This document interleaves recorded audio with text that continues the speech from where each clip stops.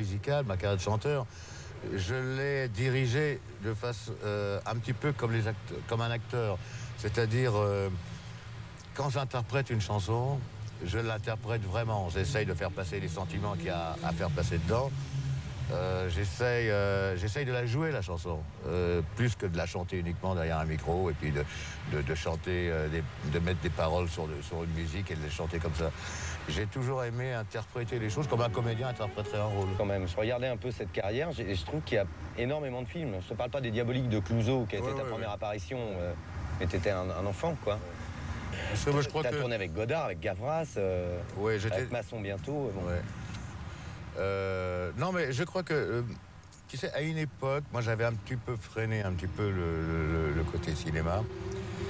Parce qu'à une époque, on s'est servi de moi pour le cinéma un petit peu comme on se servait d'Elvis Presley aux États-Unis. C'est-à-dire que, bon, Johnny Hallyday, il faut le mettre en chanteur avec une guitare. Alors on fait une histoire niaise autour de ça.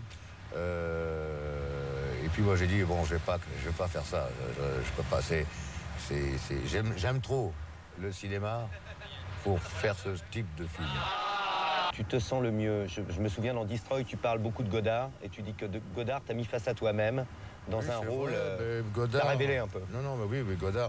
C'était très intéressant de tourner avec Godard parce que le personnage est intéressant. Le personnage est magique. Alors qu'on aime ou qu'on n'aime pas Godard, c'est comme si on aime ou on n'aime pas l'idée. Je veux dire, ça c'est autre chose encore, c'est encore une autre histoire. Mais pour un acteur de tourner avec Godard, c'est quand même, c'est assez exceptionnel parce que là aussi on n'est plus soi-même, quoi. On devient, limite, on devient Godard. Alors il y a toujours ce côté avec Godard où les acteurs parlent bizarrement, à la limite, parlent faux, on pourrait dire. Pas naturellement, disons.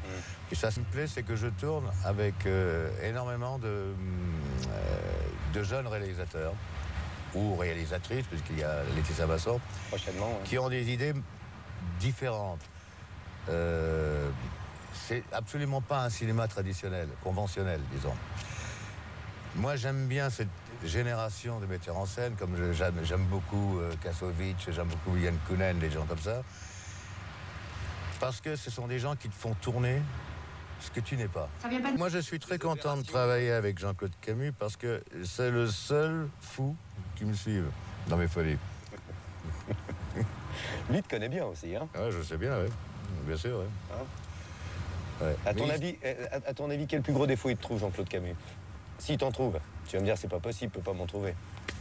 Je ne dirais pas ça, je sais pas, il faudrait lui poser la question à lui. Bah, je me suis gêné, tiens. Non, mais je suis un embrouilleur, j'aime bien faire des blagues.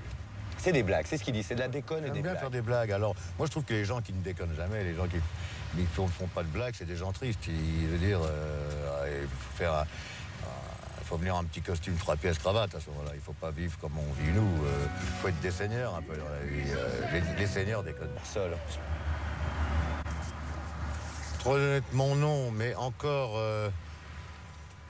Écoute, quel homme sincère peut dire oui ou non? Ça dépend des moments. Ça dépend de ce que tu fais. Ça dépend. Le moment où je me sens le plus seul, c'est une demi-heure avant de monter sur scène. C'est le moment où plus personne ne peut rien faire pour moi, quoi. À partir de là, il faut que je m'assume. Point fort à définir de toi, lequel serait-il? Ton truc. Très certainement, la ténacité. D'aller au bout de ce que j'ai décidé de faire.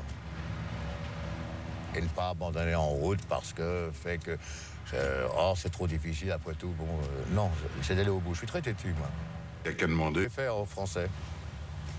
Depuis le temps, je chante. Où il y a le plus de monde possible, où tout le monde pourrait venir. En essayant de faire encore un spectacle, un méga show, j'espère, extraordinaire. Gratuit pour les gens qui n'ont pas les moyens, les gens qui n'ont pas l'argent nécessaire pour venir voir des spectacles, des choses comme ça. Avec quelque chose de populaire, en quelque sorte. Voilà. Dans la rock'n'roll attitude. T'as besoin de te mettre en danger, en fait. Mais bien sûr. Pas tu te toi? fous en danger? Toi aussi, non? Bah tiens, je fais une interview avec Hallyday. Tu crois pas que je me fous en danger en te posant des questions? Bien sûr. C'est ça qui est excitant dans la vie. Mais par exemple, moi, ce que j'aime bien, c'est les extrêmes. Pour moi, de faire les chants et 4 jours après de commencer à l'Olympia, c'est vraiment des extrêmes aux autres. Et moi, j'adore les extrêmes. Moi, je suis comme ça, moi. Je marche comme ça, à tout. Bon, j'amènerai ma femme en premier parce que je risque de m'emmerder tout seul. Bah moi, il y a un ami à toi qui m'a dit, il y a un truc en tous les cas qui l'emmènerait, c'est ça. Ah oui, c'est vrai. Ah ben bien sûr. Mais attends, mais moi j'ai pas pensé à ça. Pourquoi? Parce que... C'est une brosse à dents. Hein. Tu sais que je ne peux pas dormir le soir si je n'ai pas de brosse à dents pour me laver les dents. C'est impossible. Qu'est-ce qu'il y a dans le petit sac que t'emmènes toujours à côté de toi? Ma brosse à dents et mon dentifrice. Et voilà. C'est un truc, ça. Hein. Quand on dit les femmes, tu les as connues, tu en as connu de prestigieuses, des femmes fortes. Il y a un palmarès quand même, Johnny Hallyday. Enfin, c'est un... On va pas faire rétrospective de Non, je te la passe aussi. Tu me la fais courte, hein. Oui, je te la fais courte. Je me souviens d'un truc que tu m'avais dit une fois. Tu m'as dit, quand j'étais môme, si j'ai fait ce métier, c'est pour plaire aux filles. C'est vrai. J'avais un complexe quand j'étais môme, quand j'avais 14, 15 ans. C'était de ne pas plaire aux filles. Et ça rassure de plaire. Ouais. Ça comble un manque ou un vide, parfois, ou... Est-ce qu'on aime aussi? Je ne sais pas si ça comble un manque ou un vide, mais des fois tu peux pas être sûr de toi, ça arrive, tout le monde, moi aussi, ça m'arrive aussi, bon. Et de plaire, bon, c'est vrai que ça rassure, quelque part. C'est le côté, ah ben je plais encore, ou ça marche toujours pour moi. Je trouve ça très beau, moi, de dire ça, et elle m'a compris. Et elle me donne l'amour dont je rêvais ou dont j'avais besoin. Dont j'avais besoin, surtout. C'est bizarre parce qu'on disait tout à l'heure, t'as besoin d'amour, t'en reçois énormément. Il n'y a rien de plus difficile pour un homme de vivre avec une femme, ou vice-versa, hein, bon. Et par contre, c'est impossible de vivre tout seul. Alors avant de trouver la personne qui te correspond, c'est pas toujours évident. Plein de tentatives ont été faites. C'est vrai que j'aime beaucoup les femmes. J'aime beaucoup la femme en général. Parce que d'abord je les trouve plus finaudes que les hommes, plus malines. Elles ont la finesse, quand elles veulent quelque chose, de te faire croire que c'est toi qui le veux. Il n'y a que les femmes pour faire ça. Entre Johnny et Johnny, j'allais dire, ou entre Jean-Philippe Smet et Johnny Hallyday? Oui, bien sûr que je suis le même mec, mais enfin, on n'est pas le même mec d'un jour à l'autre. On change, je veux dire, on évolue, on bouge. Mais tu sais, même moi, des fois, je ne me reconnais pas. Que quelque part, tu as l'impression de découvrir ton fils, ou à quel moment tu l'as découvert? Parce que tu dis qu'en fait, tu l'as pas vu passer, ton fils, au début. Parce que tu avais ton métier, tu avais ta carrière. Et puis parce qu'il vivait aux États-Unis et que moi je vivais en France et qu'il a grandi dans la maison de sa mère et que moi j'ai évolué dans la mienne. Et que c'est vrai que comme tous les enfants de couples divorcés, c'est pas évident de suivre l'évolution d'un enfant au quotidien. Mais bon, c'est la vie qui veut ça comme ça. Donc c'est normal que, étant donné, ça nous a pas éloignés, mais disons qu'on s'est cherché un petit peu au début. Et puis bon, tout naturellement, bon, David est revenu vers moi et moi j'étais heureux de ça, quoi. J'ai proposé à David d'écrire cet album pour moi. Et il est très pudique, David. Il m'aurait jamais dit je suis fou de joie, je suis content. Il m'a dit c'est une bonne idée. Mais je suis sûr qu'au fond de lui-même, il en est très heureux. Parce que je reconnais à part entière son talent. C'est pour ça d'abord que je lui ai demandé. Je ne l'ai pas uniquement demandé pour faire un coup médiatique parce que c'est mon fils, en disant tiens, médiatiquement parlant, c'est un bon coup, le père et le fils faisant un album. Il y a des gens qui vont penser ça. Mais là, je peux garantir que ça n'a pas été ça du tout. Et quelqu'un qui a du talent, je vois pas pourquoi il écrirait pour quelqu'un d'autre plutôt que pour moi. Tendance dans le dernier album des années 70s. Mais années 70s, pas avec le son des 70s, c'est-à-dire dans l'idée générale. Et dans le son, bon, on fait du son avec l'évolution de la musique d'aujourd'hui, c'est sûr. Hallyday fait l'unanimité chez les arbitres, chez les bronchés et chez les autres. 3 écrivains de renom sur cet album.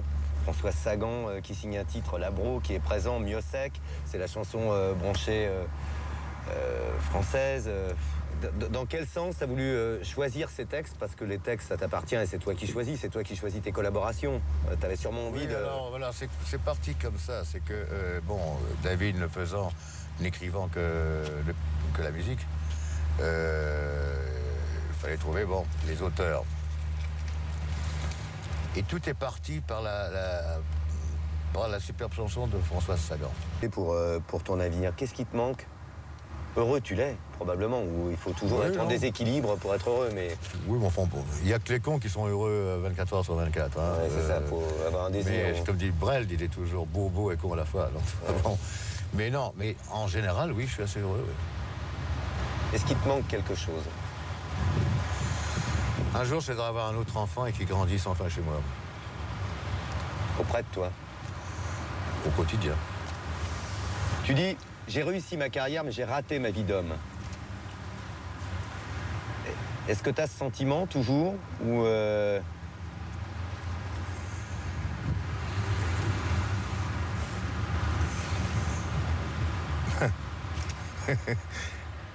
Vicieux. Je pense que j'ai vraisemblablement raté un bon bout de temps de ma vie, ouais. Mais je crois que je suis en train de réussir ma vie de maintenant. D'abord parce que je vis avec une femme que j'aime profondément et qui me comprend et qui me donne l'amour dont j'avais vraiment besoin, que je n'ai peut-être pas eu toujours. Et je crois que je suis beaucoup mieux avec moi-même. Je suis beaucoup plus en harmonie avec moi-même aujourd'hui que je